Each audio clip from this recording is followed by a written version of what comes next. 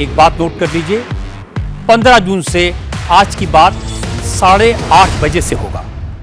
UP सरकार के ऊर्जा मंत्री ए.के. शर्मा ने जो चिट्ठी लिखी है यूपी पीसीएल के चेयरमैन को लेकर के, उससे बातचीत करने के लिए हमारे साथ समाजवादी पार्टी के वरिष्ठ नेता और प्रवक्ता उदयवीर सिंह जी मौजूद हैं। सर, जिस तरीके से चिट्ठी लिखी गई है मंत्री की तरफ से कि भाई आप हमारी बात नहीं सुन पाते हैं, आप जो ऑर्डर रिलीज करते हैं उसकी जानकारी हमको मीडिया से मिलती है, और जब बैठक के लिए आहूत की जाती है बैठक, तो आप मुख्यालय में नहीं होते हैं। क्या मतलब है इन बातों का?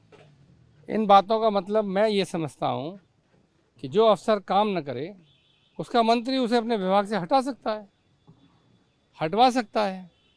इसका मतलब ये है कि मुख्यमंत्री को उन अधिकारियों पे उस मंत्री से ज़्यादा भरोसा है, या पलट के कहिए कि मंत्री के ऊपर मुख्यमंत्री को या मुख्यमंत्री का मंत्री पे विश्वास नहीं है, इसलिए मंत्री की बातें उनके विभाग में नहीं चल पा रही हैं।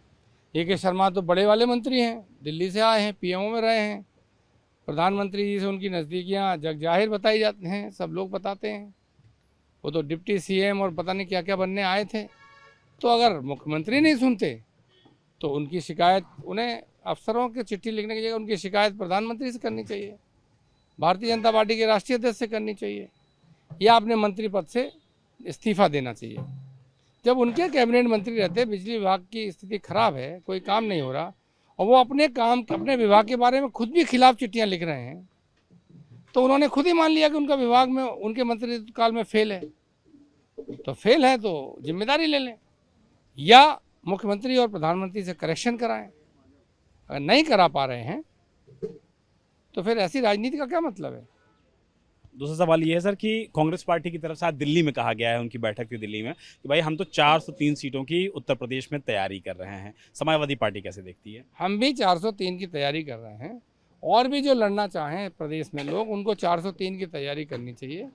जब गठबंधन या इंडिया अलायंस की सीटों का बंटवारा कुछ भी होगा, तो जिसकी जहाँ जो ताकत होगी वो एक दूसरे की मदद करें।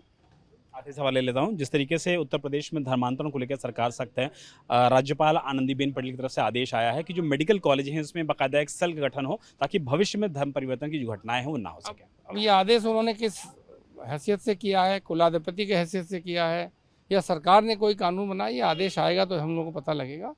मुझे लगता है कि सरकार को इसमें कोई ना कोई पहल करनी चाहिए, और पूरे सदन को विश्वास में लेके सबके सामने कानून जब बनते हैं तो निश्चित तौर पे सारे विधायकों को, सारे विधान परिषद के सदस्यों के बीच से होके जाते हैं, और उन पर गहन चर्चा होती है, कानून का सदुपयोग दुरुपयोग सब पे चर्चा होती है, और उसके बाद एक ऐसा कानून बनता है जो सबके लिए और सबके हित में हो।